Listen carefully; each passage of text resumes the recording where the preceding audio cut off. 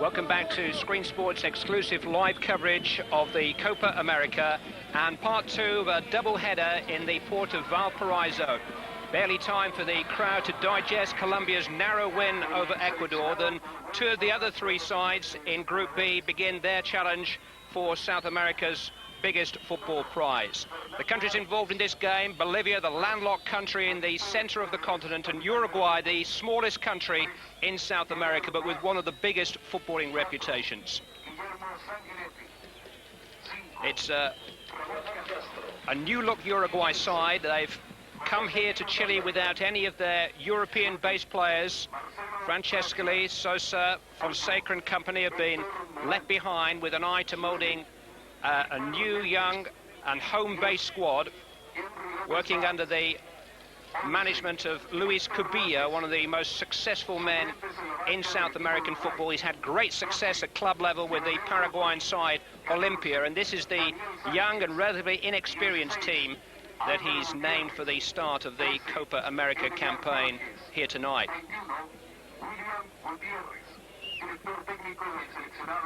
Bolivia, for their part, well, they have two foreign-based players in their lineup. They also have a change in goal, and that's a bit of a surprise to see number 22 there, Victor Aragon, in goal. The two foreign-based players are number 16, Erwin Sanchez, who plays for Benfica in Portugal, and number 20, Ramiro Castillo, who plays for the Argentine giants River Plate, although he hasn't been a regular in Daniel Passarella's team this last season. Uruguay in their familiar light blue shirts, and joining me here with 60-odd caps of international experience behind him is Martin O'Neill. And just looking at the records there in the Copa America, Bolivia have had just one success over Uruguay, and you can see how well Uruguay have done in the competition overall. 70 wins from their 115 games in the South American Championship. Quite a record for a small country. Absolutely splendid. Bolivia's championship, I believe, was when they actually held it in their own country as well, Clay. Indeed, but back in 1963. Well, it will be Uruguay to kick off, and amongst your many experiences with Nottingham Forest on the international stage, Martin, a game against a Uruguayan side in Tokyo National for the World Club Championship. What can we expect from the men in light blue tonight? Something similar to what we've seen for the last 10 or 15 years, Clive. They'll dig in, they'll get close to you. They can play when they're given an opportunity of being able to play. Well, they're under immediate pressure there, with Marcos Echeverri making very skillful and purposeful progress to the edge of the Uruguayan penalty area, and that's a feature of Uruguayan football that we've come to expect. And they'll probably collect a few bookings along the way. Felipe Reveles, it was, with the tackle, if that's what you can call it, a blatant body check on the edge of the penalty area.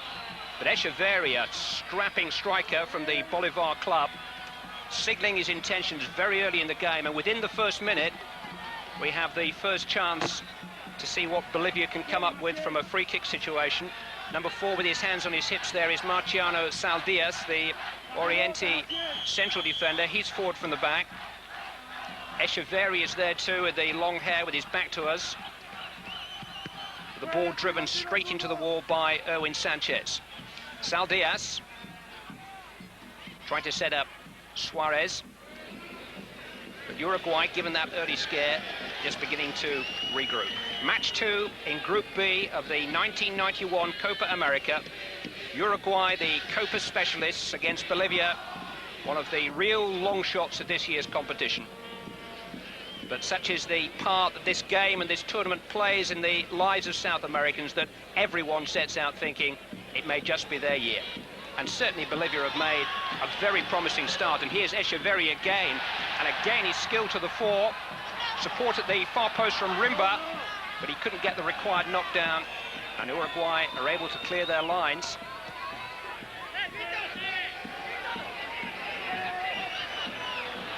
I suppose really Bolivia have a Northern Ireland sort of chance in this match. They're playing in green and they're playing with the spirit you would expect of your country, Martin. Well, I hope they don't end up with a couple of results that we ended up with, which were pretty appalling before we actually got a little bit of a side together. But yeah, very encouraging start for them. Echeverri has attacked down the left-hand side, and I think it's widely important for them to get off to a good start rather than Uruguay. Uruguay are the past masters of taking the sting out of the game. Bolivia, expectations probably in general in South America quite low here, so it's important that they match Uruguay very, very early on with everything that they can possibly give. Obviously, skill of paramount importance, but very much a bit of steel as well too, because as we mentioned before, Uruguay can dish it out. Victor Lopez will take this free kick for Uruguay. Goalkeeper coming to claim it, made a good punch under pressure. Out as far as Moran. Castro. Firm challenge, penalised. The Bolivian defender may count himself a little bit unfortunate there. The man in question was Saldias.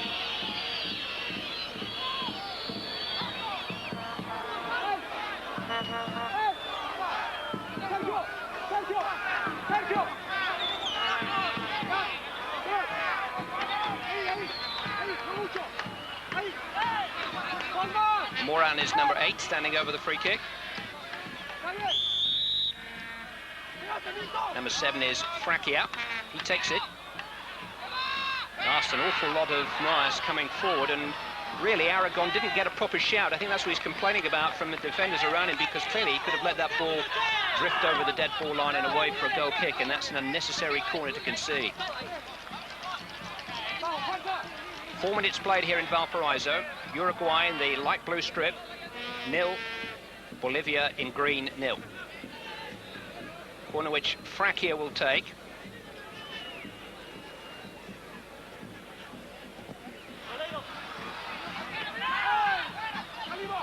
Turned away only as far as Moran. Almost a chance for Victor Lopez. The shot when it came was under pressure from Moas. He wasn't able to steer it with a wall of green facing him. It was just an early test of the Bolivian defence. They've thrown over a corner kick that was actually half-headed out. But I think it's something that Uruguay will try very early on anyway. At least you mentioned that there was a surprise Aragon in goal. Therefore, I think he should be under a little bit of pressure early on. It's a feature of international football tournaments that very often the eventual winners are amongst the slowest starters. The main contenders will play 7 games in the next fortnight, but losing the very first doesn't leave you with much room for manoeuvre. It's almost traditional that we get a tense start to these major international football confrontations. Certainly plenty of tension on the Bolivian bench.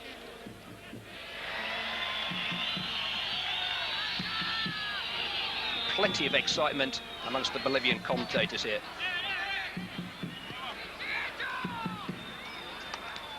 Even with 3 out of the 4 qualified from some of the World Cup first phase groups last summer, Argentina, eventual finalists, only just scraped through, and Uruguay themselves waited until the very last minute of their last game to score the goal that squeezed them into round 2. It's been a rather wayward start by the Uruguayans, and they've conceded a couple of unnecessary chances, and they were rather fortunate to get away with a weak shot there, straight at Alves, their veteran goalkeeper.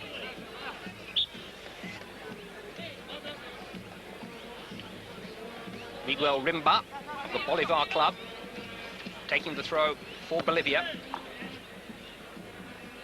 Ramiro Castillo making progress down the touchline.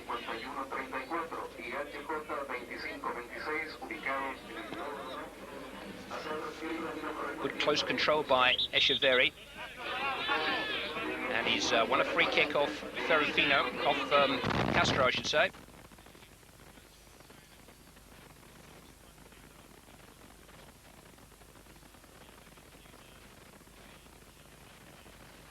Apologise for the loss of pictures at the moment.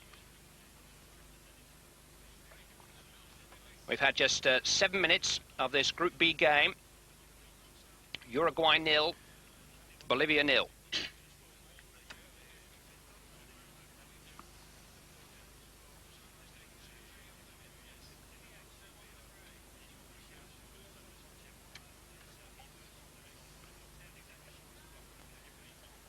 Well, as we try to sort out the technical problems for you here in Chile. We're going to take a short break. Welcome back to Valparaiso. I gather you've got pictures again, and our apologies for that brief interruption to our coverage of this Group B game, the opening game for Bolivia here in green, who've made a very promising opening to the game against the favourites to win this match tonight, and indeed to progress to the final stages, Uruguay in blue. But it's Bolivia who've been asking the early questions. Ball in possession of Melgar, turned on sharply by Suarez, and here's Echeverri, and a chance now for Borja. Hit his own player, came out as far as Castillo. Uruguay being constantly stretched though. It's the most confident opening by Bolivia. And Alves, a relieved man, to get the ball back in his possession. The 31-year-old Penarol goalkeeper, the most experienced player in the Uruguayan lineup, and they're going to need all his experience. Martin O'Neill. It's exactly what they do. Now, they've been under a little bit of pressure. What they've done is they've just taken the sting out of the game. They've knocked it around again. They're, as I say, they're past masters at this. They're not never once forgetting themselves too involved early on. Just a few knocks. Now they've advanced over the halfway line with 7 passes.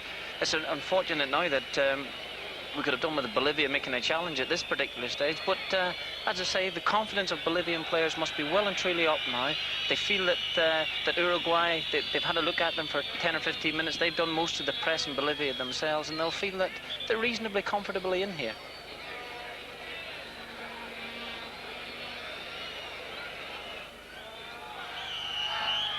Fraquia felt he was body checked then. But for all their pedigree in the game, Uruguay do not actually have the international experience that this Bolivian team has. It's strange to say it, but this is a side that's been together for longer. But Uruguay here have an opportunity. Free kick won by Fraquia. Moas was forward, and Mendes was almost in, and he bounced quite kindly for Aragon, the goalkeeper, in the end. Again, it's pushed in high, and it's a surprising trait at the minute, with the European-based players not being able to participate in the game, or not wanted by Kabia. They've thrown a few high balls in, a la European style. Wee bit strange to see that, because they've been used just in the last couple of years of hitting Francescoli low into the penalty box, where he's able to control and turn as he would want to. And do you think this might be a change of tactic? It was a rather unfortunate bounce actually for Mendes, the Uruguayan number 9. Pitch is quite firm, a little bit bobbly. Kick-off time, local time, was 5 o'clock.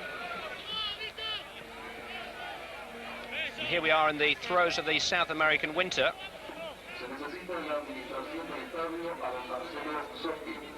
And Uruguay, certainly from the set pieces, adopting a rather more European style. Those high balls into these central defenders coming forward.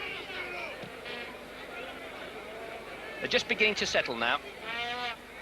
Sanguinetti. Barged off the ball by Erwin Sanchez.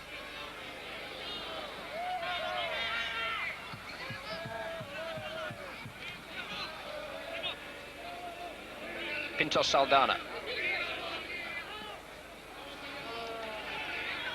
Again looking for the high ball down the centre of the field.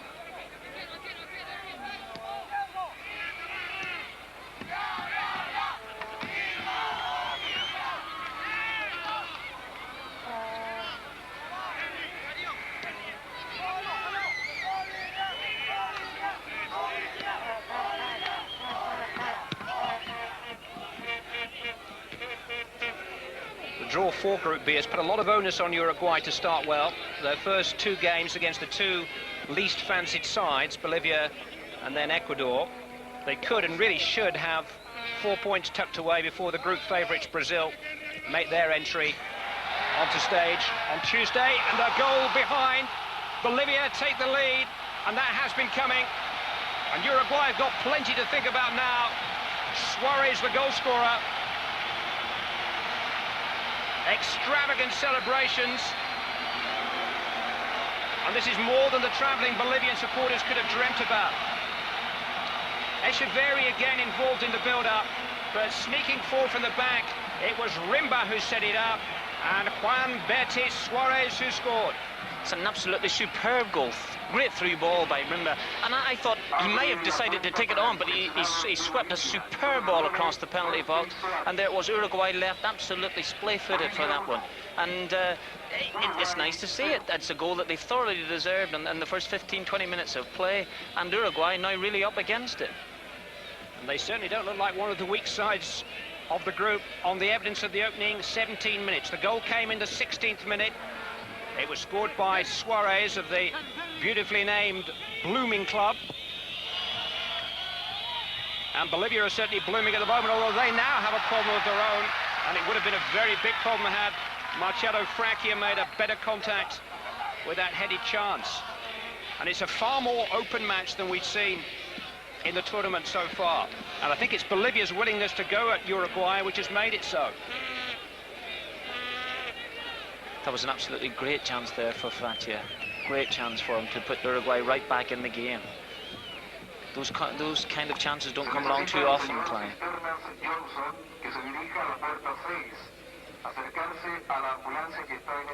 And how often have we seen it before? The side has just scored, having had the majority of the play. They've scored, they've relaxed mentally for that minute or two, and almost paid the price.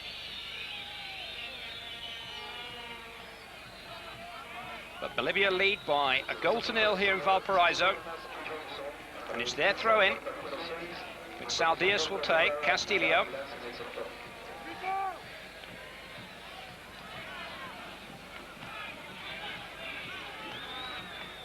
This time Castro able to bring it clear. Sanguinetti. Pintos Saldana. So Lopez Baez a little short then. The Bolivian coach Blacut was saying that they would surprise Uruguay. He was talking about them not having a great deal of experience, where, as you mentioned earlier, that Bolivia are absolutely steeped in it. And there's no reason to suggest that Bolivia would fear Uruguay, because in the previous World Cup group, in the qualifying group for the last World Cup, they were only knocked out in goal difference eventually by Uruguay, both sides having beaten Peru. So they may feel that they don't have too much to fear. Certainly a very, very heartening start for them.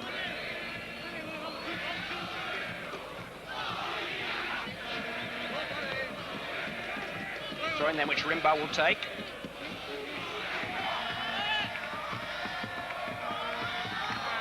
Aragon certainly championing the cause of goalkeeper fashions, which seem to change almost by the match these days.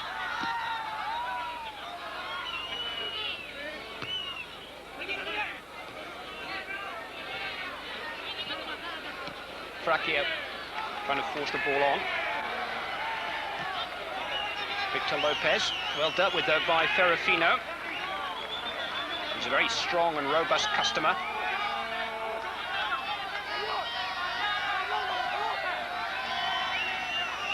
Pintos Saldana leaving the throw. In fact, he's leaving the ball because he's not happy with the air pressure. The referee tonight is a Paraguayan, Carlos Maciel, and Screen Sports exclusive coverage of the Copa America, coming to you in association with our sponsors Lucasade. Foul throw by Pintos Saldana.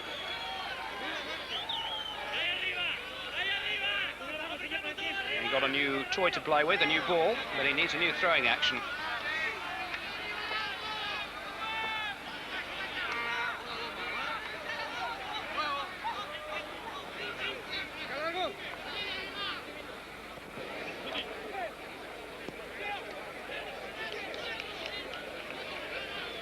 Strong play that time by Erwin Sanchez. Here's Ferrofino again.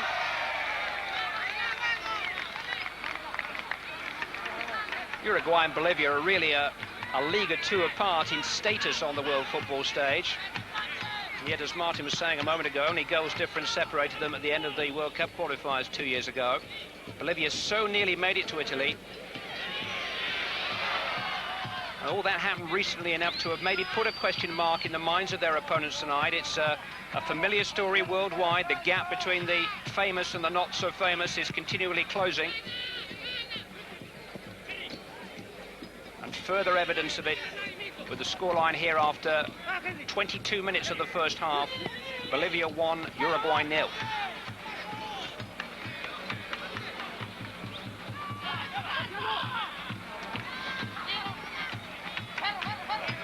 Well dealt with by Rivero. Although it's worth mentioning that the last meeting between these two countries at international level was a little one-sided. It was 2 months ago in the South American Under-17 Championships in Paraguay, when Bolivia lost to Uruguay by 14 goals to 0. I dare say there were some tears in the dressing room. I think maybe there was a misprint on their entry form when they sent their under-7s instead of their under-17s. But at senior level, there's very little to choose. Hector Moran leading the free kick for the defender Felipe Revelez. Again, a good header, this time by Lopez Baez, and that seems to be Uruguay's most promising route of penetration at the moment. Trying to expose Bolivia in the air. There's been very little semblance of a way through for them on the ground. Technically, Bolivia are every bit the equals of Uruguay. Certainly, on the evidence of what we've seen so far, Clive. And I think this is the thing that might upset Uruguay.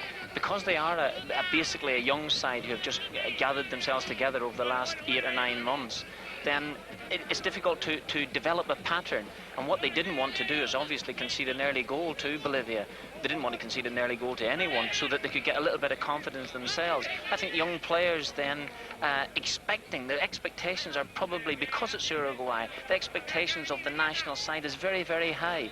And some of these lads then perhaps have a little bit more pressure on them than they would want to at the early stages of their career. But they've certainly had no semblance of a pattern at all.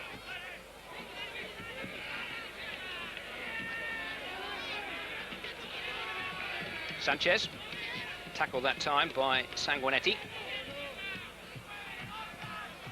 Moas. Just on a statistical note, that Bolivian goal by Suarez after 16 minutes, which separates the two teams, is the first that Bolivia has scored in the Copa America for nearly 8 years. August 1983 was their last goal in the South American Championships, and it's something that they've taken part in every 2 years in the meantime.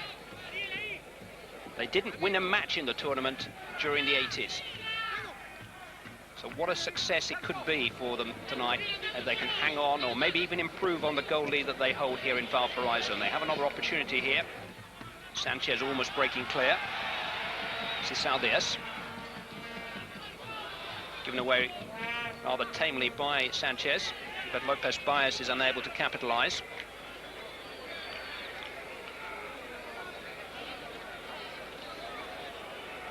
That goal by Suarez, separating the two teams with a little under 20 minutes of the first half remaining.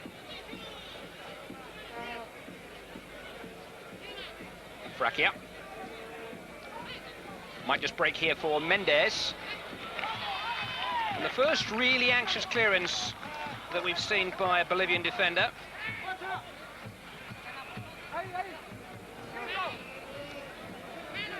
Pinto Saldana. Victor Lopez. Throw-in conceded by Castillo.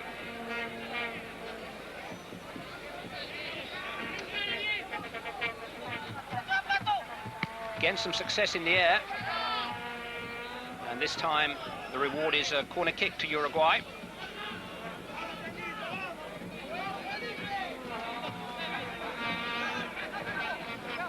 Be interesting to see how the Bolivians cope with Uruguayan ideas and Uruguayan height at this corner, which Fraquia will take. And there's the answer. Good, positive goalkeeping by Aragon.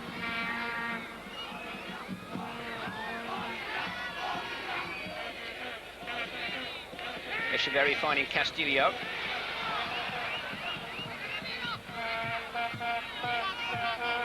What I find a wee bit disappointing, Clive, is that we've come to expect so much from South American footballers.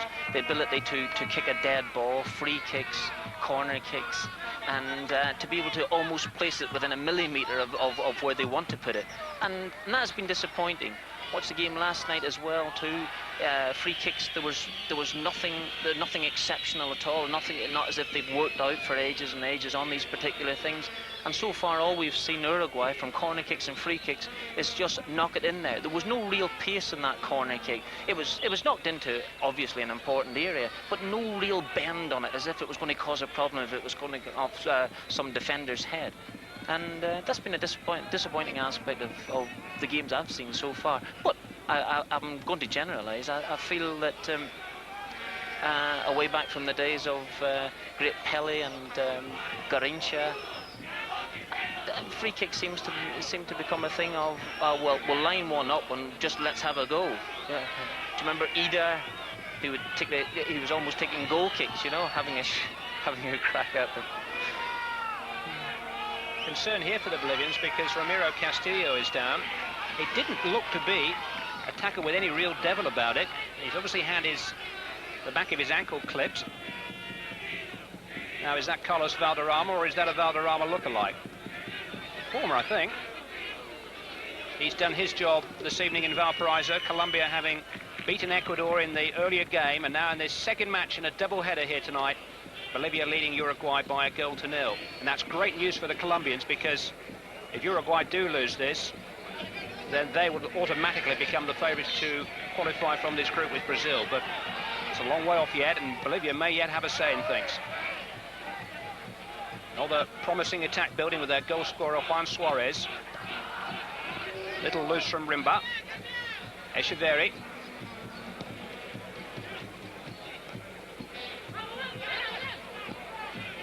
Moran on. Lopez Baez a little outnumbered in midfield there for a moment, but he's got away with it. Free kick.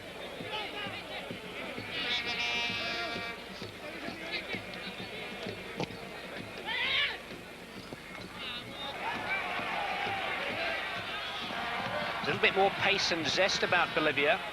More so probably than any of the teams that we've seen in the tournament. That familiar laid-back samba rhythm which we in Europe tend to associate with South American football. Not really evident in the Bolivians' play. It's a bit more cut and thrust about them, isn't there? I think that's been a very encouraging aspect of their play. They've decided to close Uruguay down very early on. They're not giving them a chance. Obviously, the goal has given them a great lift, but they've been doing it all throughout the first 20-odd minutes of the game, and they've closed down the middle of the field very, very well. And I think it's an aspect of the game that I felt that was going to be strong in Uruguay's play, but it certainly hasn't been to the forefront so far. Milton Melgar, who's pulling the strings at the heart of the Bolivian midfield. Not with any effect that time. He's got another opportunity here. He's a very studied and cultured player. And he's prepared to toss the ball forward because he's aware there's a little bit of pace in this Bolivian attack. Both Suarez and Castillo have proven that already. Echeverri, the big number 10 who leads the Bolivian line, he seems to prefer to play with his back to goal. He's happy with the ball played into feet, but the other two quite like it knocked in front of them. You think about it, really, it's difficult to remember too many South American players who will be remembered for their pace. That's true. Very, very true. They were all quite quick. All the great players were quick. Certainly, Jorginho was quick. Jorginho. And, I mean, I don't think Pele was a slouch. Maradona was exceptionally quick, but because he was such a terrific footballer, you didn't. Fracky out! That wasn't far away. I'm not sure that he didn't miscontrol the ball there, and it served to spin the defender for him. His second touch was all right. The second touch was absolutely marvellous. I don't think he meant that. He meant that. And that. We've had 31 minutes. And Uruguay just showing signs of steadying and coming back into the game, but still trailing by a goal to nil. You'd have to be a pretty adamant Uruguayan supporter to argue with the validity of the scoreline, because Bolivia are playing really well. But they've got another free kick to defend against here. Frakia, number 7, coming into the game more and more. He had that good headed chance earlier on. He only made his international debut a couple of weeks ago against Chile.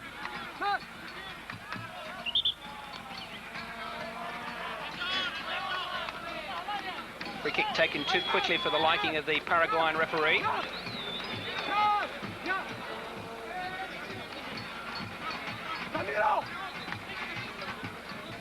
Now I hope the Uruguayans got somebody who can hit the ball with pace and curve from here. Well, Castro tried, but he didn't get hold of it at all. I don't like to say that I was right, but that free kick was absolutely awful. It reminds me of one I would have taken. Screen Sports coverage of the Copa America comes to you in association with sponsors Adidas.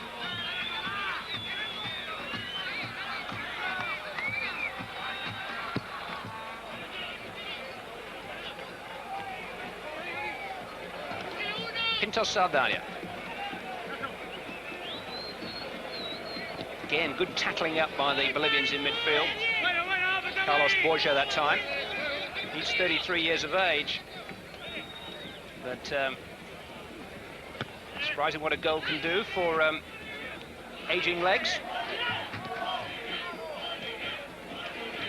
There's a real appetite about the Bolivians, which the Uruguayans are going to have to match. Here's Peter Mendes. Trying to bring Sanguinetti forward from the back, but it wasn't a pass that the fullback will thank him for.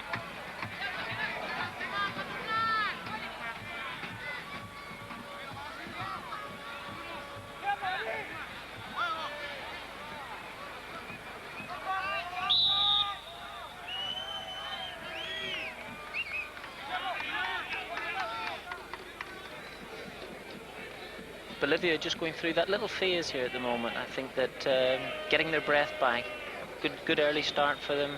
They'll be very pleased that in the couple of attacks that Uruguay have had, that they haven't been able to penetrate. Well, they're almost stepping into uncharted territory now, having scored a goal in the Copa America. For the first time, some of their fans will be able to remember. It's almost a question of what do we do next? Do we go for a second because we're playing so well? Or do we start to think have and hold? I hope they don't go for the latter policy, because I don't think they're really suited to do that. I think they're the sort of team that need to keep hunting and need to try and get a second. I think you're right as well, too. I think you're right. Don't think they're built that way. Maybe they're so surprised that they have got a goal. Certainly Uruguay is starting to slide their passes together now with more effect. Useful attack set up by Frakia again. His final ball was a disappointing one, but he was involved a couple of times in that move. Again, Bolivia just to retreat it a little bit. They've conceded a wee bit of ground there from generally closing Uruguay down about the halfway line. They've retreated en bloc to their own penalty box and decided to defend from there. I think that can be dangerous, Clive, because eventually Uruguay will play a little 1-2 and get past them, and they'll be in for a shot. And I just think maybe the goalkeeper can push them out a wee bit further and say, well, I'll be able to deal with anything around the penalty box. You just push out a wee bit further there, lads, and defend 10 yards further up the pitch. They're certainly getting forced back now more and more towards the edge of their own penalty area. The half-time whistle is 10 minutes away. And I think if the Bolivian coach could get his hands on it now, he'd blow right now. They just need a little time out at the moment. Uruguay are in the ascendancy, but Sanguinetti's control let him down somewhat embarrassingly.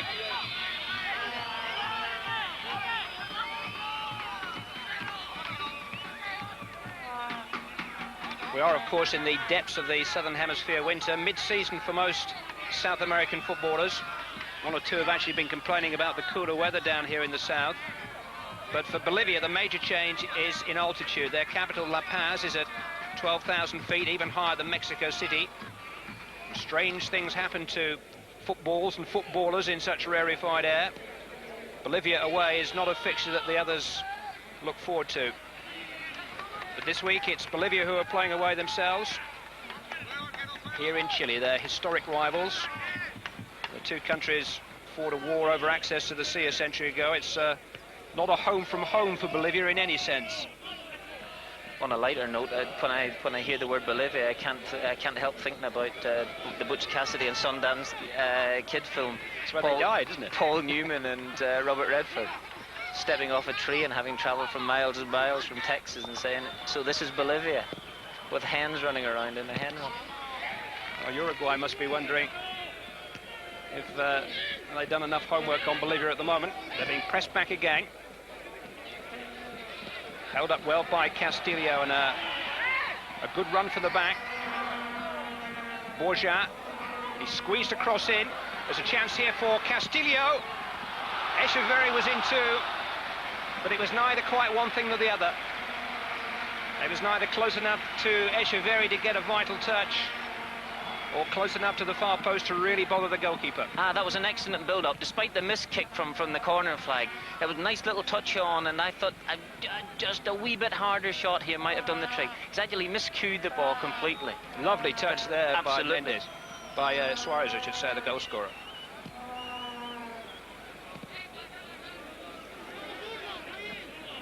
I'm not sure that Echeverri, closing into the number 10, didn't get a little tug of the shirt from the Uruguayan defender with him. All the world trusts the Uruguayan defender. You're probably right. Brakia. Castro. Moran couldn't control it, and Uruguay's controllers let them down once or twice in midfield. Oh, look at this for a break, and onside too. Castillo with Echeverri in support. Now he's got to watch his step. It's Castillo still. Uruguay turned, and it needed the intervention of their experienced goalkeeper, Alves, to see them through that little crisis. And once more, Ramiro Castillo, as he was a moment ago, was at the heart of it.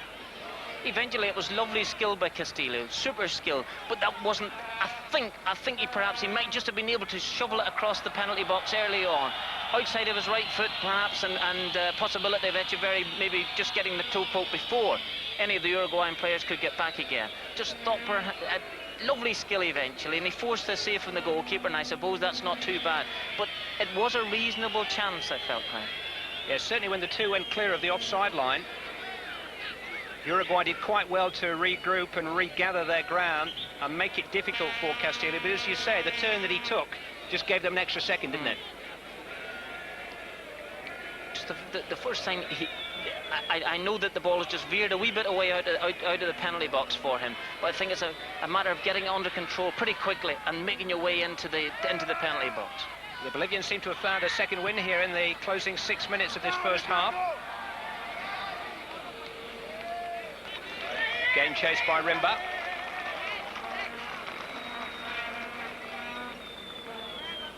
Bolivia have done excellently.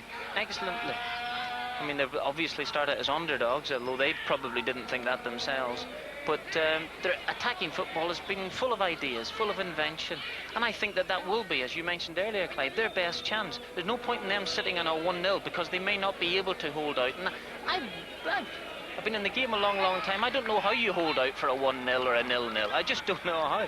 And I think their best chance is maybe trying to get the second goal, because in these type of matches, 2-0 is generally enough.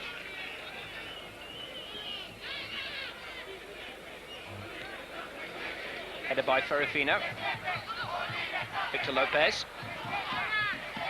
Look at all the green shirts, they're swarming around the ball. That really is the style of a British or Scandinavian team, isn't it? I think that's the nice point. They've got the confidence up. They feel as if they can. I just thought that perhaps maybe they can do that desperate defending a wee bit further out the field. Having said that, when they sign a danger, they're getting men round the ball, and they are closing down. But they've conceded a free kick, and Castro, who mishit the last one, is shaping to try his luck again. This time just thrown in.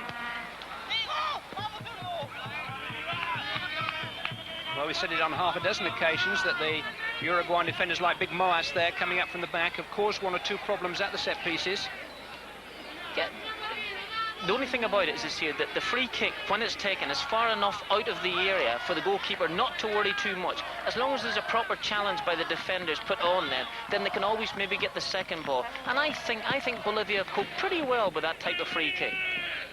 And when it's looped in rather than driven in, as you say, right. There's time for the goalkeeper to make his mind up. There's time for defenders to actually get the second ball, because even a forward player, he's going to have to do wonders with it to be able to head it down, get a ball 5 or 6 defenders and head it down. When it's driven in, and as the one I was talking about from the corner kick, or as it should be driven in, then there's a danger. Anybody gets the flick on from the near post and it's caused all sorts of problems. Here's a real chance, and there'll be a penalty appeal there. Referee waves play on. He had a good long look. I think the Uruguayan was Frakia who went down. He's been making some good runs from midfield. It was a shoulder-to-shoulder challenge, but it was a rather clumsy one. Uruguay had to make do with the corner for now. The flick header on there was by a Bolivian, but they've smuggled it clear. Knocked back in by Sanguinetti. Fallen for Erwin Sanchez.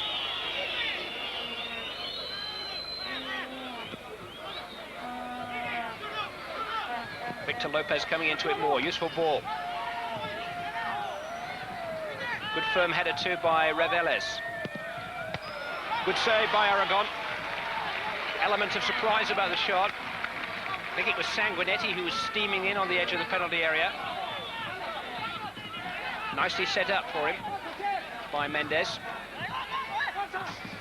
Another Uruguayan corner. Last 2 minutes of the first half. 1-0 Bolivia lead. Goalkeeper came and tried to make it his, just knocked it off the head of Mendes. Still looking for it, but under no pressure, able to gather.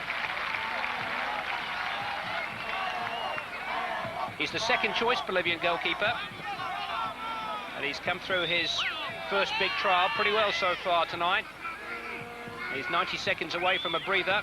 Bolivia 90 seconds away from taking that 1-goal advantage into the interval. Wouldn't want to put the mockers on him, Clive, too early, but I think he's done superbly. Is the first team goalkeeper away to the dentist or something? Yeah.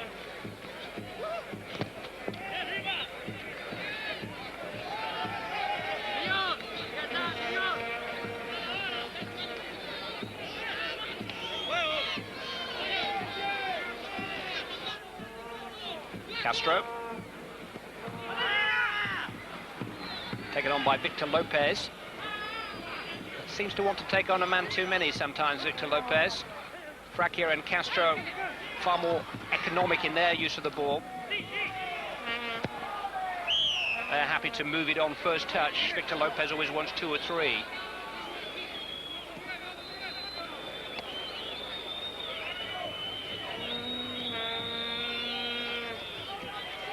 Pinto Saldani with the throw. Nice turn again by Frakia. He's had maybe the Uruguayan's best chance, and he'll be disappointed that he waited that. But other than that, I think their number 7 has been a major power in their attempts to get back into this game.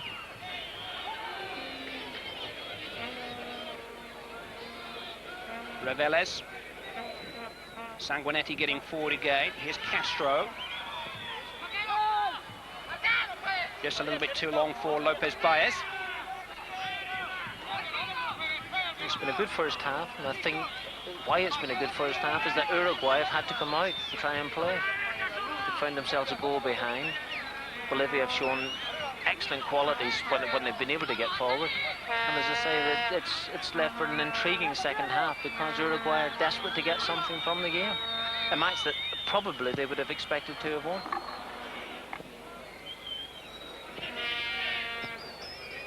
Yes, I think we in Europe sometimes complain about the rather cynical nature about South American football. There's been a lovely fresh innocence about all of this game. Inexperienced Uruguayan side. Bolivia inexperienced, full stop on the international stage, and it's made for a good spectacle so far. That's the halfway point, and surprise, surprise, the first real shock of the Copa America is on the cards, because the outsiders, Bolivia, lead the third favourites for the tournament, Uruguay, by 1-0 at half-time.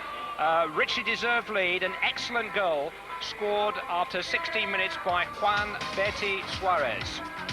1-0 at half-time to Bolivia.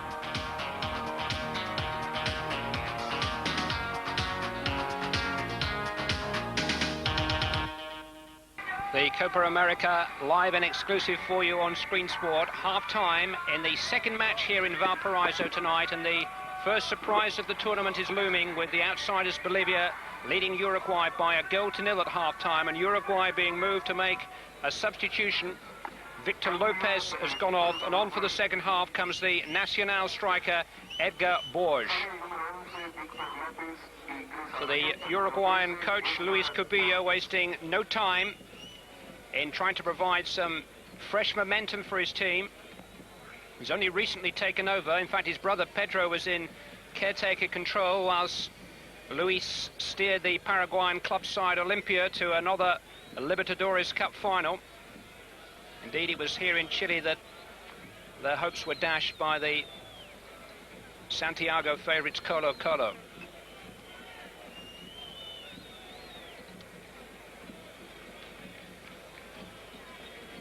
But the Copa provided Bolivia with the greatest moment so far in their footballing history, their one and only major international success back in 1963. They trounced both Brazil and Argentina en route to winning the tournament. But with the key advantage then of playing in the surroundings and at the altitude of their own capital, La Paz. The memories of Victor Agustin Ugarte, the hero of that triumph, still strong in Bolivia, but really they've been just that, memories. It's been all downhill for them ever since in the Copa, all downhill until tonight.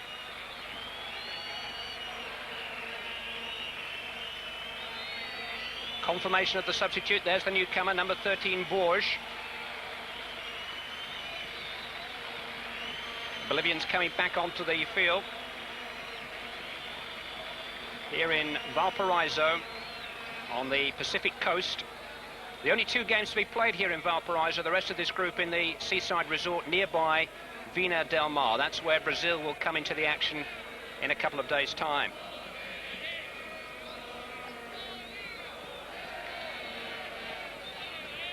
It'll be Bolivia to restart the game. And for the 11 players out there in the green shirts, 45 minutes away from a really historic victory. Two of the Bolivian club sides, Oriente and Bolivar, hinted at an upturn in national fortunes by reaching round two of the Libertadores this year, holding their own against the pick of the Argentines in round one. But prestigious though the big club competition is in South America, it frequently seems to finish out of the grasp of the favourites. The Copa does not. A success for Bolivia back in '63, one of the rare occasions, and one of the long shots has come up trumps. But maybe Bolivia's turn is coming round again. Uruguay is certainly going to have to find an improvement in this second half. Oh dear, and Aragon forced to carry the ball outside of his penalty area. Felt that he was clipped by the Uruguayan striker, but the decision has gone Uruguay's way. I think he was right as well to clip. I think he had actually come outside the penalty box with the ball before he was actually fouled.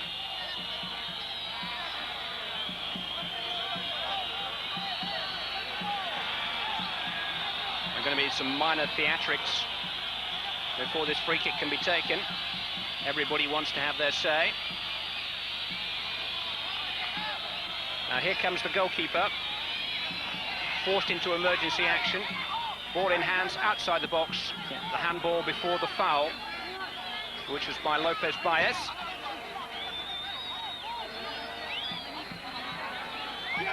And so Aragon rather anxiously arranging a wall. This could be a key moment in the game. If Uruguay can get back into it in the first couple of minutes of this second half, it will maybe steady them and enable them to play with a little bit more freedom and self-belief. Most of the freedom and self-belief that we've seen so far in the game has come from the Bolivians. Tense moment.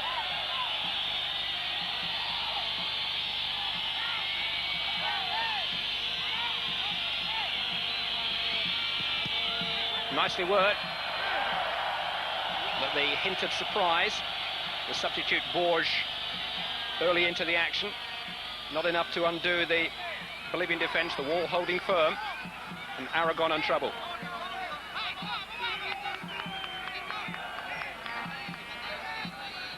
Fool me, but not the wall. And he was all off balance for the second attempt.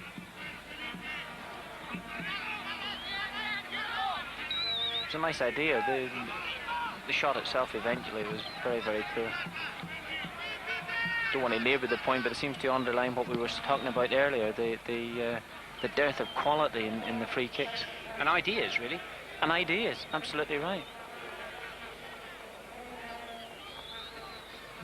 It's the sort of idea that would be laughed upon, nay, frowned upon at Peterborough.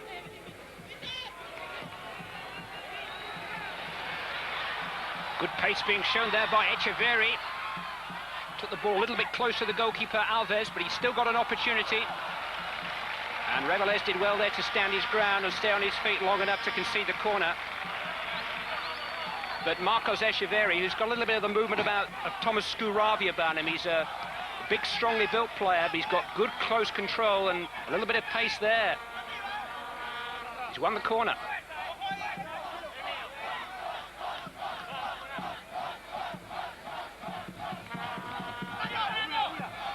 Good goalkeeping by Alves. This tournament is traditionally a bit of a magnet for European scouts. The big Italian and Spanish clubs always represented. Checkbooks at the ready. And Marcos Echeverri, the man in the green number 10 shirt, here in possession, is one of the players, I'm sure, who's caught the eye of the visitors from Europe. Suarez has caught the imagination of everybody in Bolivia with that first half goal. His raid down the left-hand side coming to nothing. One back by Melgar. Good defending by Fraquia, who seems to be everywhere. He's a real up-and-downer, the Uruguay number 7.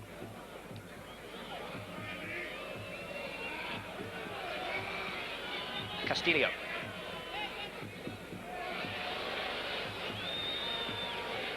Here's Borges, the sub.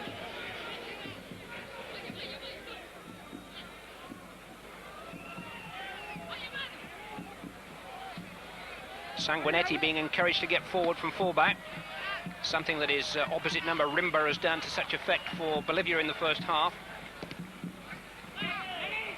Echeverri felt he was caught from behind there by Castro. Play on, says the referee. Moran. Now Reveles, the captain. Good turn by Pintos Saldana. And he's got some speed too. Ran into a bit of a cul-de-sac and Borja was able to clear. Castillo.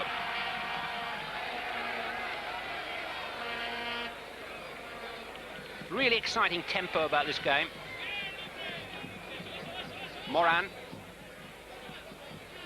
Borges has already made an impression. Mendes. Moran. Sanguinetti is forward again to Fraquia's right. Delayed the pass, fatally. Perafino emerging.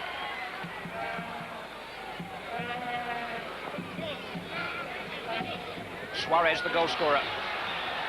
Never frightened to take a man on. Fraquia.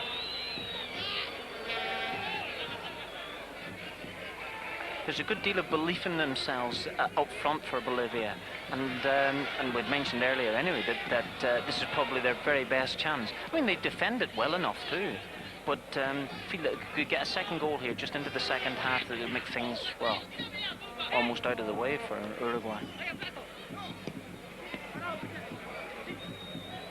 Borges has seen plenty of the ball since coming on at half-time.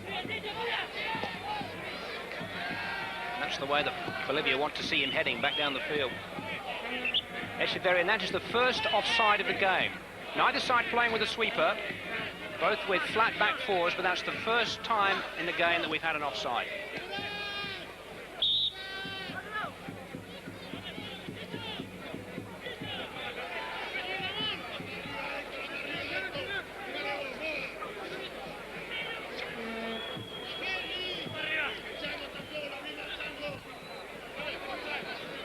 Moas with the free kick for Uruguay.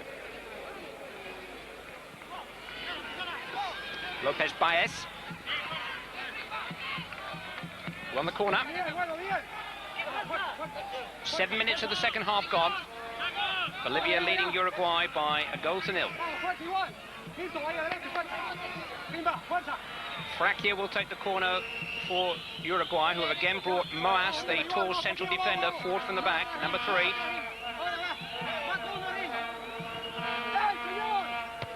Didn't reach him. Castro. Frakia.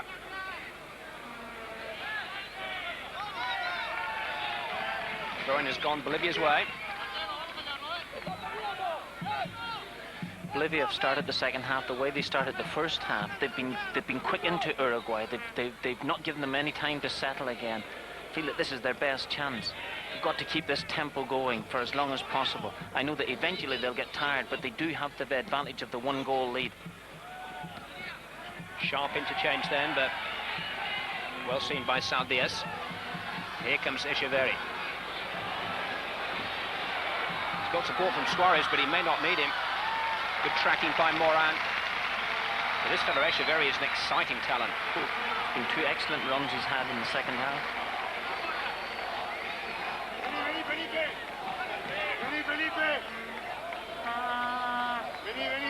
Those Uruguayan defenders are sick of the sight of him already.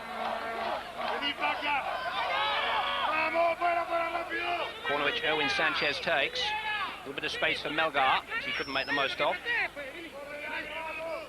Sanchez.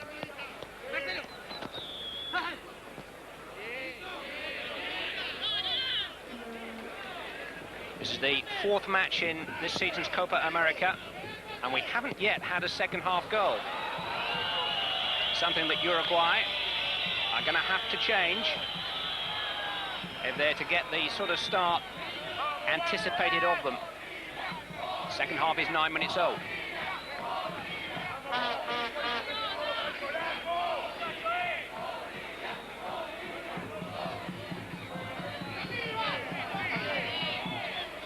Well, the feeling it's a throw-in rather than a corner.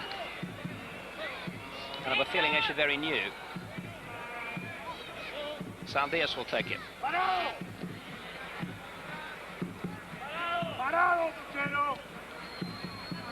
That will be a corner, won by Castillo.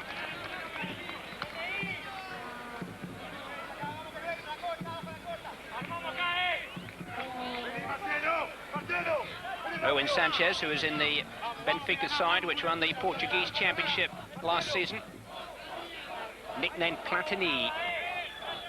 Great tribute to his creative talents in midfield. This corner has caused some alarms here for Uruguay. Almost a chance, with Castillo throwing himself bravely at the ball. This wouldn't bounce for him. That's the type of corner I was talking about, Clive. It was driven in there. There's plenty of pace on it, whooped in almost. And it was going to cause a problem anyway, even though it was the Uruguayan defender who got the first touch in the ball. The best he can do is actually head the ball back up in again, into the air. And if somebody's coming in behind, if he just gets the slightest touch, anybody coming in behind, it's a goal for nothing.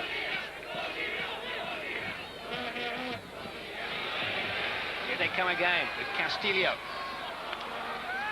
Blocked by Reveles, and that will be another corner kick to Bolivia, who are starting this second half in much the same frame of mind in which they started the first. And that bright opening that they made to the first period, rewarded by the 16th minute goal by Juan Suarez, which still separates the two teams.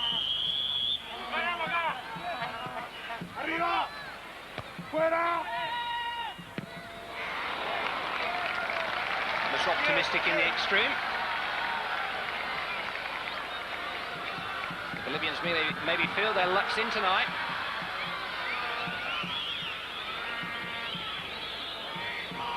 Not much to cheer the Uruguayan bench. Screen Sports coverage of the Copa America coming to you in association with sponsors Lucasade.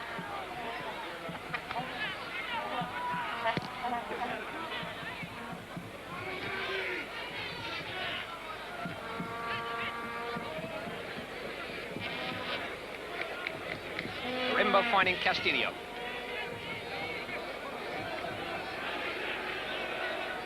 Throwing to Uruguay.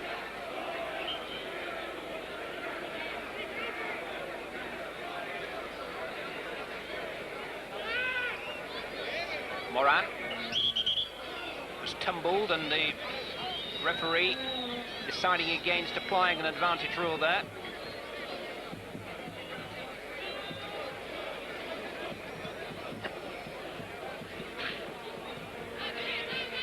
Reveles.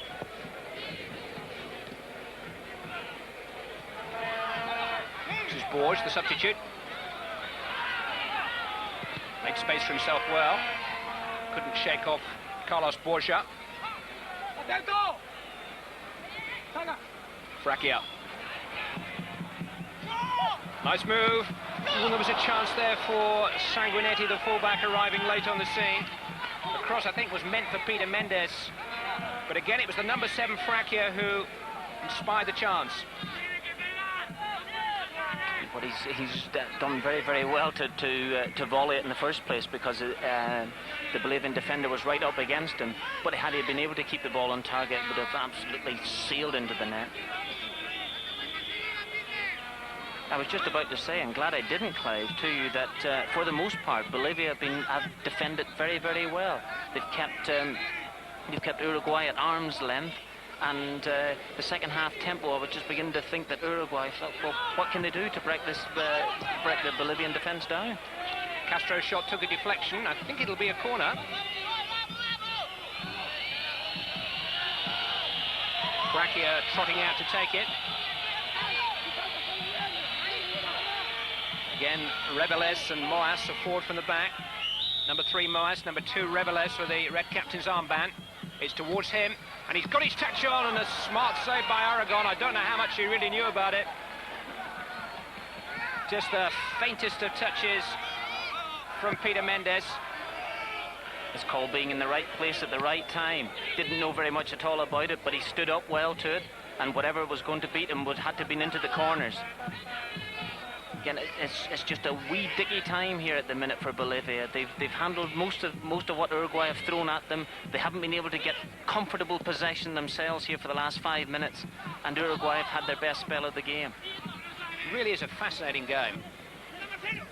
It's not just the anticipation of a shock on the cards, which could be in itself a spark for the rest of the tournament. Football's been excellent. It's the quality and the brightness of the football, isn't it? And Uruguay, for all their pressing now, know that any mistake at the back there with the Bolivian forwards having that little bit of pace that could cause them problems, they'll be right out of this game. Really is a unique footballing nation, Uruguay, the smallest in South America, but with one of the biggest reputations. 2 World Cup wins, 13 in this tournament. Sadly, their reputation is also for the violent and the unsavoury, but we've seen very little of that in this game. It's been played in an excellent spirit and with an excellent tempo too.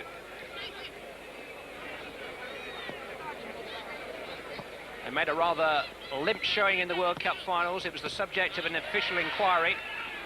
And poor morale, indiscipline and internal squabbling were blamed. Not that anything of that is particularly new in Uruguay.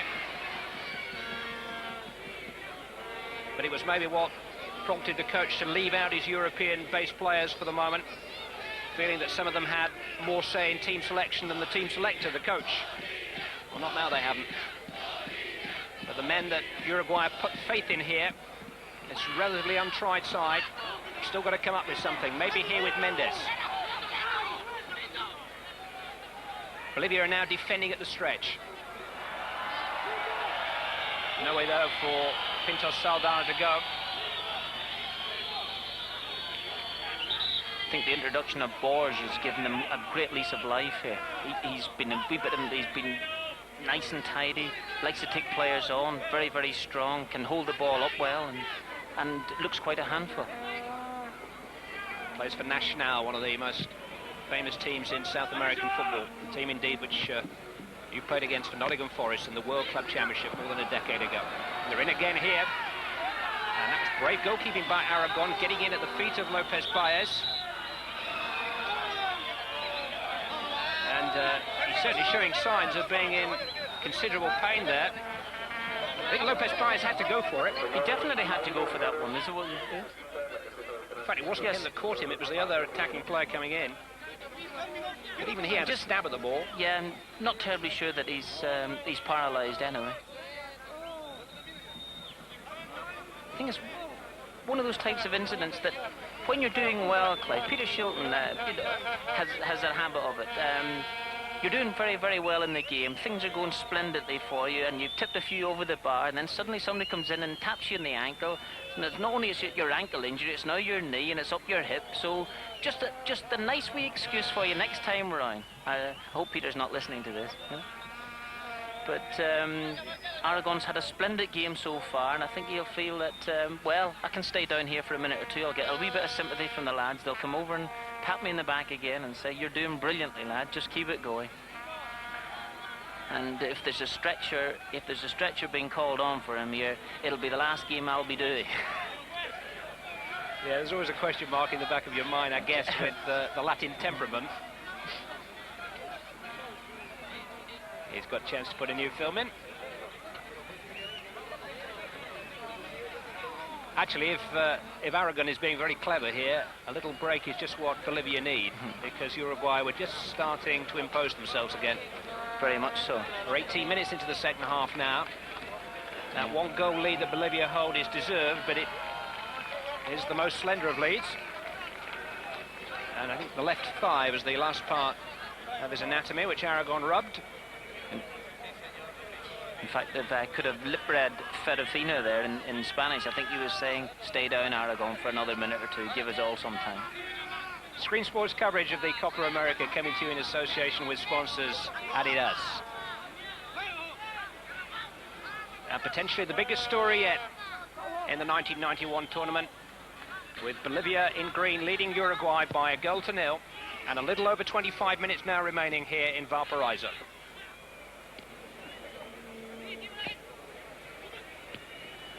Firm header by Ferrofino, only as far as Castro. Borges with a little touch. Fracchia with space here on the right-hand side. Sanguinetti overlapping. The Uruguayan down there in the centre of the field. Victim, I think, of a rash rather than cynical challenge. He's got a mouthful. Ay, ay, ay.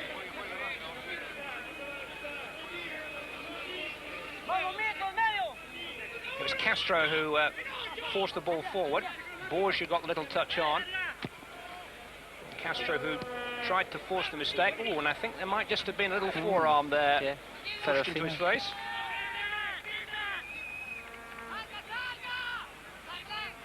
You shall go no further.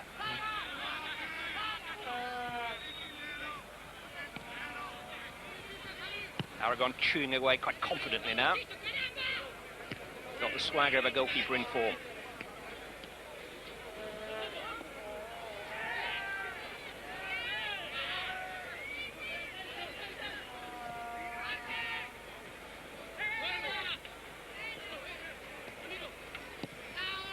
Castillo just calming things down again with a pass back to his goalkeeper.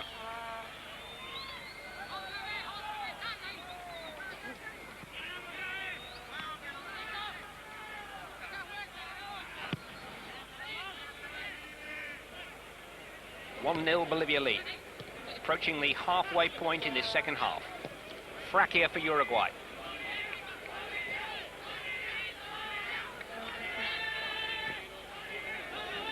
Away by Ferrofino. Knocked down by Reveles.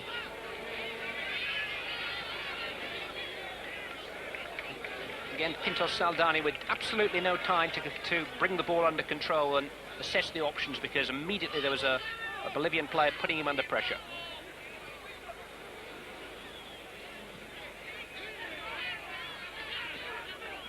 Castillo.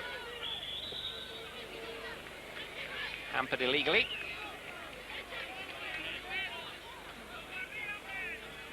around about the same period in the first half, Bolivia went through this little phase that lost possession, lost I wouldn't call it heart so much, but certainly lost a wee bit of belief in themselves. And while they're flooding midfield, then nobody's actually doing anything in there. Like, no one's actually getting a foot in anymore, where they were able to do it before. They're getting plenty of men behind the ball, but no one's actually coming out and delivering the proper challenge. Might just have spoken a wee bit too soon there as Ferrafina dives in once again. Well, he's the big centre-half, yes. And that's his stock and trade. And he's caught out of position here with Borges going forward. Support from Lopez Baez.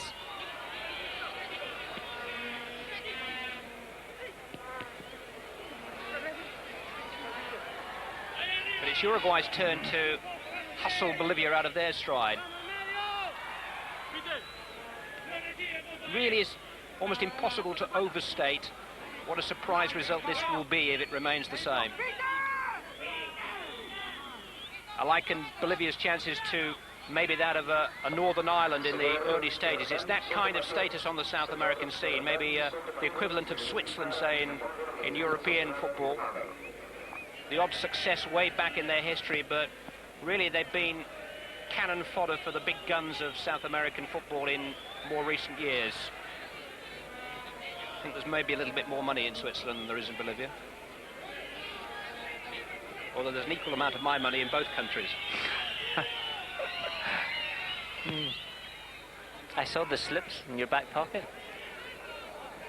Well, they'll be on a big bonus, the Bolivians, if they can keep things going. They've got substitutes warming up.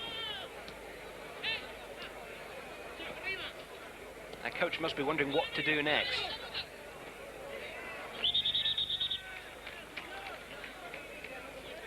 No shortage of commitment. Saldia's going in very bravely then. And Uruguayans are going to have to make another substitution. Luis Cubilla can't afford to wait any longer. The coach has got to make a move. Here comes Suarez.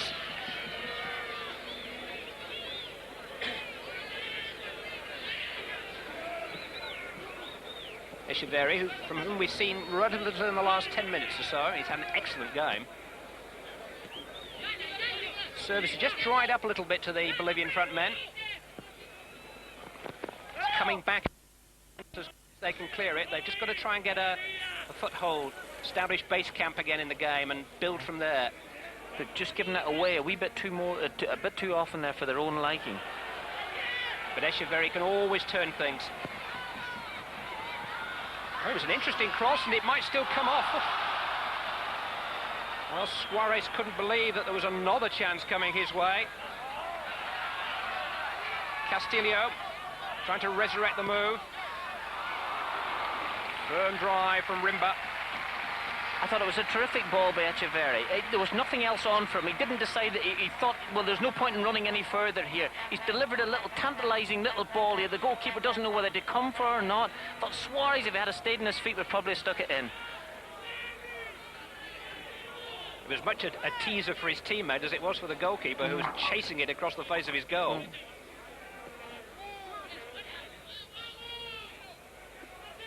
I think if Suarez had stuck a second goal in there for Bolivia, he could have retired for the evening. On a throne with dancing girls, I think. That was the eventual shot from Rimba, who set up the goal for Suarez. But the number 9 was unable to take that second chance which came his way.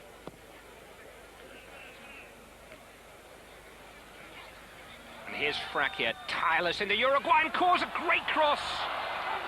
Defeated a goalkeeper, but just an inch too far for the supporting striker. What a good cross this is by That's an Fraquia. absolutely brilliant ball. That should have been a goal. Honestly can't believe that they didn't score a goal. I think it was Mendes has missed Mendes is the first player Mendes who has missed the first challenge. But Fraquia, who's just drifted out of the game for 10 or 15 minutes himself, has come back in. But it's a magnificent ball across the goal.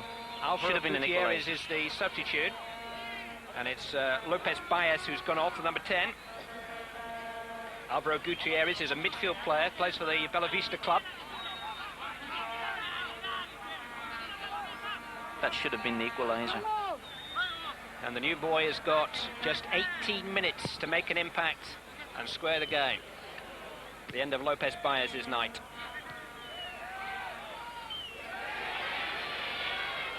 Offside. And Uruguay did actually push up then. But it's not a tactic that we've seen in the game.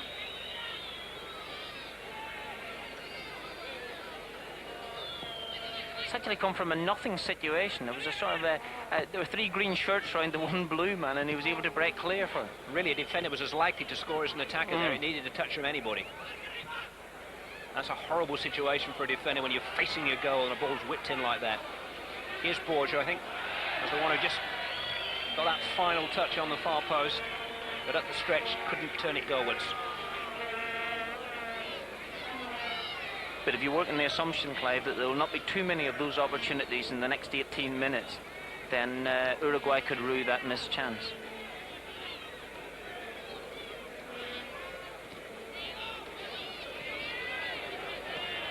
There's the other substitute, Gutierrez. His first touch.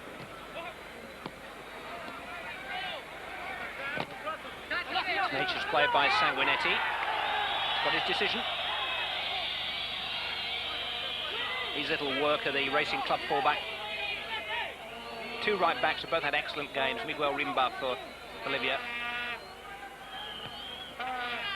Flicked on by Gutierrez. Forced on by Castro. Still a chance for Castro, it's there! Uruguay have equalised.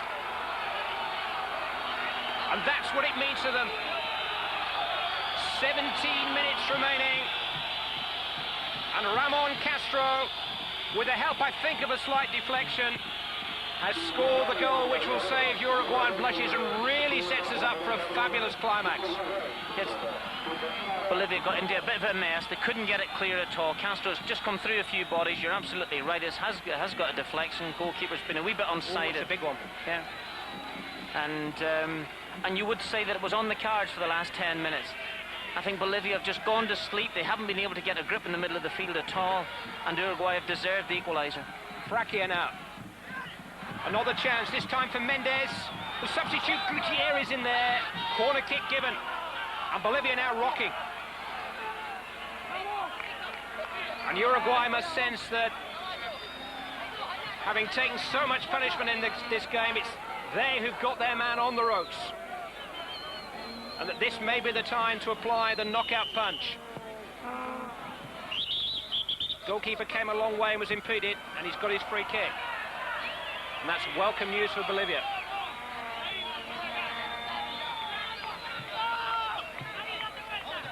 Mendes, who drove it across the face of the goal, and Alvaro Gutierrez, under some good pressure from the Bolivian defender, just unable to turn it goalwards.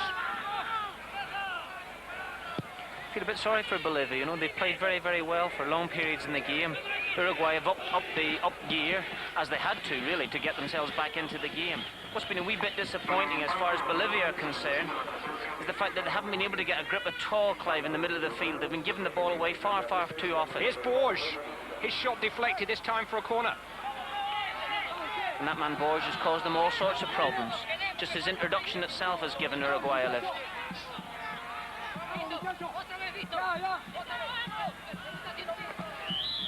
Game has an altogether different complexion now.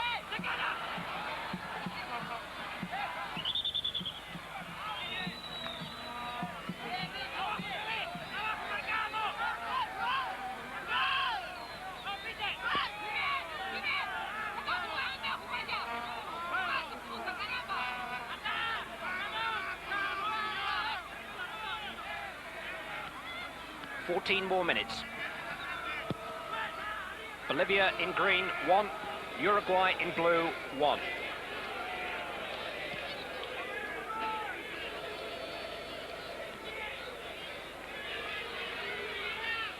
This is Peter Mendes. Full credit to Uruguay, Martin. You'd have been in a situation yourself where maybe a first division team playing against a lesser side in a cup tie. You know how humiliating it can be. You're a goal down, You've got to somehow keep your composure and keep your patience, and Uruguay have done that. That's right. And not only that there, they've had the disappointment of seeing a shot go across the goals as well, but it was a great, great chance for them. They think, well, 15, 20 minutes to go, are we ever going to get another decent chance? And suddenly they've been able to create one again. So full marks to them. And full marks to Alves there for coming a long, long way to deny Echeverri. Not that unusual to see a South American goalkeeper on a walkabout. It was a well-timed walkabout. If Bolivia could just get themselves recomposed again and pull themselves into a sort of a shape, despite just 3 or 4 passes, Echeverri. I think they can get back in themselves. Saldias. Echeverri again trying to get in behind them. And he just lost the goals then. And it's the Bolivians' turn to contemplate a substitution, maybe a double substitution. 15 Saruco is a midfield player.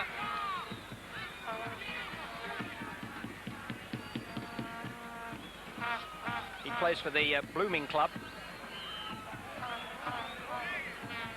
South American football very different in nature to British football, but it was the British who brought the game to this continent, and the evidence remains in the names of some of the club sides. There's a Liverpool in the Uruguayan First Division, and the Bolivian equivalent contains teams like The Strongest and Destroyers, a side called Always Ready.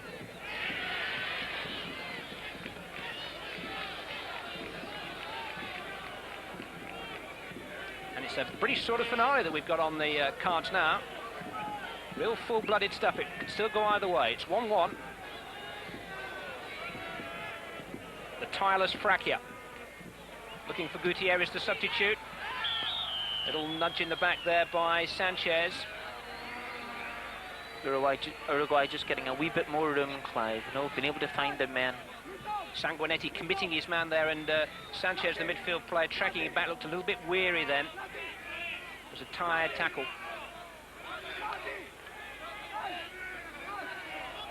I think Bolivia will have in their minds now, if we can't win the game, let's not lose it.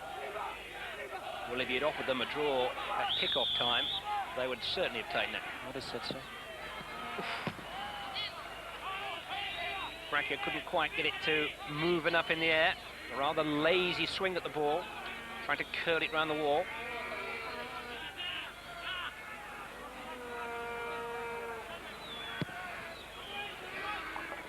Los aviones periodistas que cubren este evento se les informa que frente a la puerta de acceso principal se ubicará un bus para dirigirse al centro de prensa ubicado en el estadio Sausalito.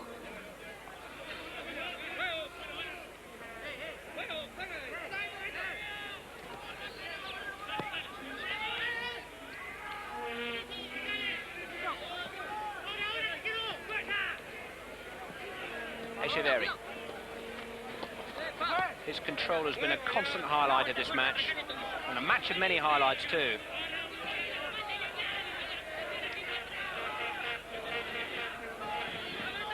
I think 1-1's about right at the moment. Bolivia had the early rounds. Uruguay have come back strongly. Now has somebody got a big punch left just to decide the outcome? Melgar. Echeverri. Saldias. Melgar has already got a hold of things in the middle of the field. He's got the talent to do so, but sometimes lacks the commitment. No shortage of commitment from Sanchez that time. Here's Castillo. Borja. Oh, that's a fine ball. Saldias getting forward. And that's not a bad cross either. And that could have gone anywhere off the defender's foot. 4 marks to Mas for getting to it, but he could have embarrassed himself. 21 is Valdeviso, the Jorge Wilstermann midfield player. 15 is Modesto Saruco of the Blooming Club, also a midfield player. But they'll have to wait for a moment because Erwin Sanchez driving in a shot from the corner.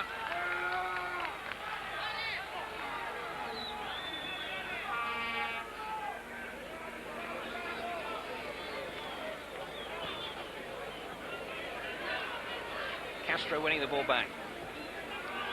And Moas, who steered that ball away from the corner. Steers it rather more confidently and with rather more composure back to his goalkeeper this time.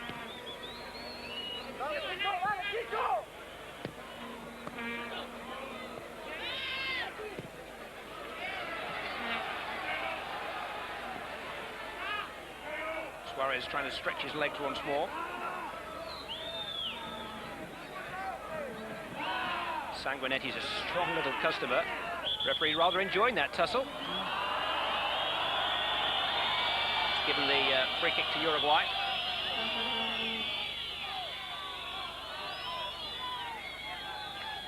Like most referees, I thought he was going to give the initial foul, and when he's decided to stay on, I thought he's made a bad decision second time round.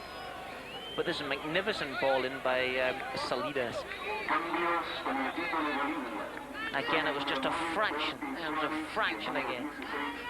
On come Owen Sanchez and Juan Suarez, the goal scorer. And the two substitutes once again. 21 is Baldaviso and 15 is Soruco. I think Bolivian intentions are made pretty clear here. They've decided that if they are going to get anything, they'll just leave maybe Echeverri up front himself and try and close the middle of the field down, where I think they've been losing a grip of the field. Now, here's Melgar. Hate to blame any one individual, but Melgar, captain of the side, could have done a wee bit more in that. I think he should have seen the danger coming. He'd been coming for 10 or 15 minutes before that, Clive, and it's a matter of just pulling a couple of bodies back in again and saying, okay, listen, we'll not worry too much about what's happening up there. Just let's get our foot in here in the middle of the field.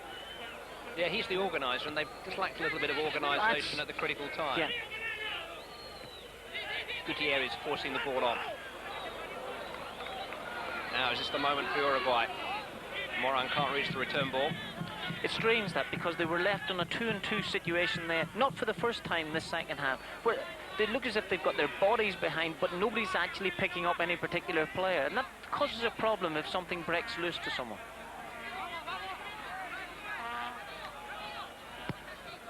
I remember well a crucial game in the first phase of the World Cup finals last summer in Udine when Uruguay were staring an early exit from the competition squarely in the face, drawing 0-0 with South Korea that evening, and with the very last minute, Daniel Fonseca headed the goal which not only took them through to the second phase but actually knocked Scotland out.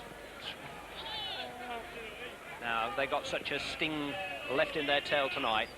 Little under 6 minutes remaining. They won't want to leave it quite as late as they did in Udine. Our friend Aragon is starting to limp. He's conceded a goal now. Actually, he's taken a bit of a buffeting, in fairness to him.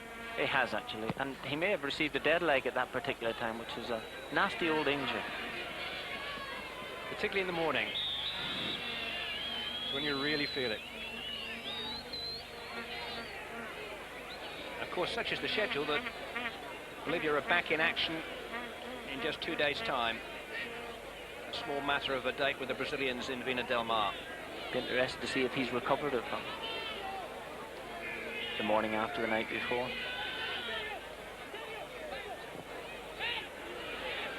Now, chance for break on here for Uruguay, and here's Borges taking on Ferrofino. A little bit of a mismatch in size. Oh. I don't think Senor Borges would be well advised to take on Senor Ferrofino in that kind of tussle. Maybe for pace, but not for strength.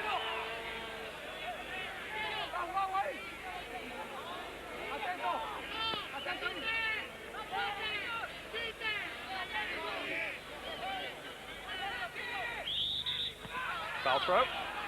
That's a real waste, isn't it? Yeah. And Bolivia lucky to get away with that one. I think they're playing this game rather naively, Clyde. You find Rivero making a charge out of defence there when he's only 2 players behind him, but 97 players in front of him, and he's decided, I'll have a go here. With 4 minutes to go, and you think Bolivia would be delighted with a 1-1 draw.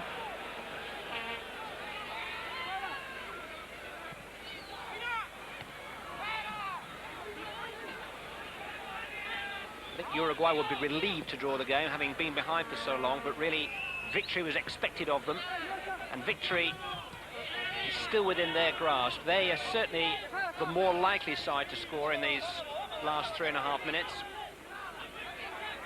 If either side does, there'll be no time for a reply, that's for sure.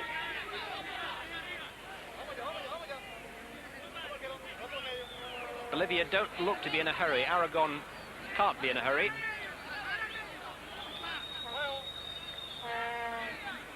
If it stays 1 each, I think both sides will be pretty pleased with the night's work.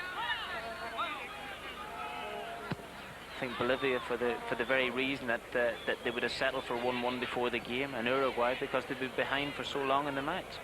Also the fact that none of the two teams have been beaten. I think that's important again. I can't emphasise that enough. I think all sides will still feel that going into the second game and perhaps the third match, that they still have a chance of qualifying. They haven't lost. They haven't lost that much ground, and they're still in there with a chance. Borges linking well with Fraquia. Now Gutierrez. Free kick goes to Uruguay.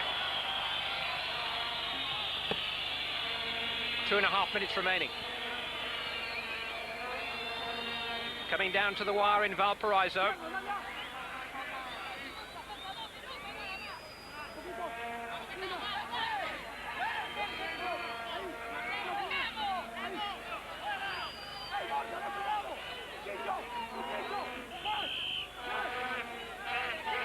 Bolivia trying to steal every inch that they can. And the inches they stole were crucial in the end. The wall was nothing like 10 metres, although the little tee-up wasn't particularly considered. Neither was that. Castro gets a second chance. Sanguinetti was being held then, but still made the ball his. Bold run by Moran, and he's won a corner kick. Echeverri it was who got back into the defensive position to concede the corner.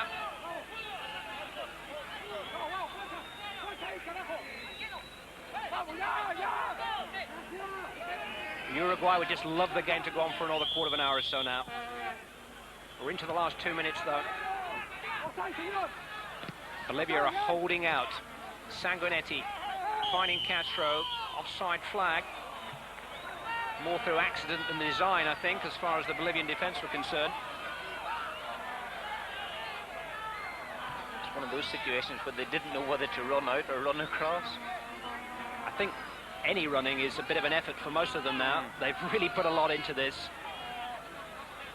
And mentally, emotionally, it must have been a draining night for them. They've been so close to one of the great victories in their nation's footballing history. It's still going to be a very commendable result if they can hold out, but they were touching the stuff that legends are made of, really, 15 minutes ago before Uruguay managed to equalise.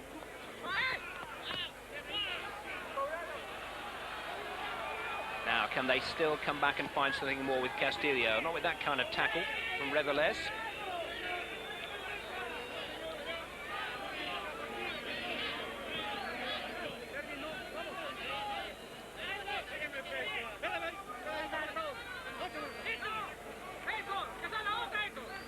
Saldias will take the throw. Stoppage time now. At the end of what's been a really absorbing night in Valparaiso. 2 helpings of football for the local fans. A rather tragic mistake by the young Ecuador goalkeeper, allowing Colombia to win the first match. And then for a long time here in the same group, Bolivia entertaining hopes of a shock, but Uruguay finding the defiance and the spirit to keep at it, equalise, and at times come close to winning the game in these closing stages.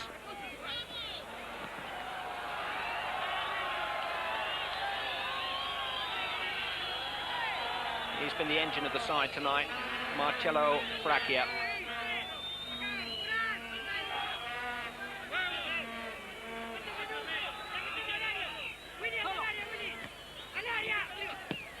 One last chance, maybe. Castro's header. Maybe that chance will fall to Bolivia. Echeverri on his way, but Reveles calming things down. Minute of stoppage time played.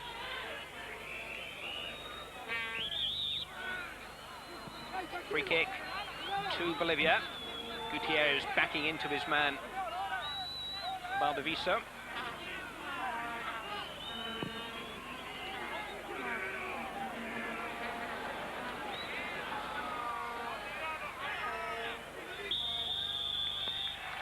Well, what a marvellous match it's been, and a fair result at the end of the night.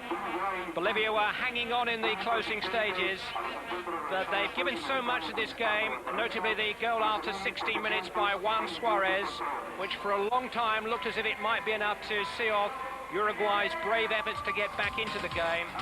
But that they managed with a deflected goal by Ramon Castro, and at the end of the first night in Group B, it's Colombia who have 2 points, and Uruguay and Bolivia who share 2 here. 1-1 the score. Welcome back to the Playa Ancha Stadium here in Valparaiso. The full-time score from our second match tonight in Group B. Uruguay coming from behind to draw with Bolivia. 1-1 the final score.